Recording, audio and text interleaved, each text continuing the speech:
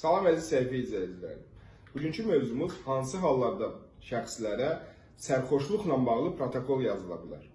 Nəzərə almaq lazımdır ki, vətəndaşın sərxoş olduğunu müəyyən etmək üçün onun alkotesterlə polis tərəfindən yoxlanmasından başqa yanında 2 nəfər hal şahidi olmalıdır. Bu hal şahidini yol patrul xidmətinin əməkdaşı da cəlb etməlidir.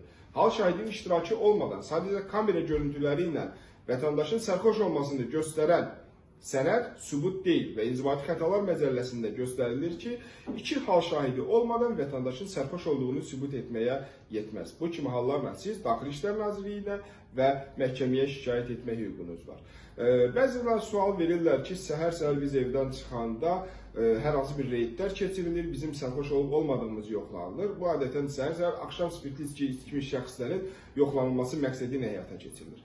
Nəzərə almaq lazım ki, reydin keçirilməsi üçün həmin yol patrul xidmətinin rəisləri tərəfindən müvafiq əmr verilməlidir. Həmin əmrin əsasında reyd keçirilməlidir. Əmr olmadığı təqdirdə yol patrul xidməti əməkdaşlarının özləri tərəfindən keçirilən spirtli içki yoxlanışı qanunsuzdur və əsassızdır. Bu reydlər nəticəsində də protokol yazılması əsassız hesab olunmalıdır.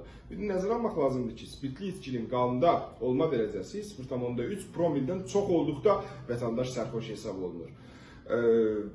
Stasionar postlardan kənarda vətəndaşları saxlayıb, onların sadəcə yol patrul xidməti əməkdaşının zövqünə görə onun sərxoş olub olmamasını yoxlamaq qanunsuzdur.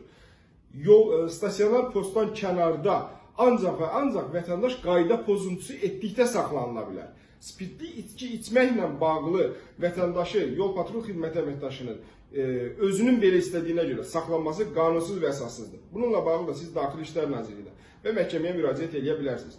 Norma Hüquq Mərkəzinin təqdim etdiyi 3 sürücü paketindən birini almaqla bu kimi hallarla sizə qarşı olmuş hüquq pozuntuları ilə mübarizə apara bilərsiniz. Sağ olun, gəlin sualımıza dək.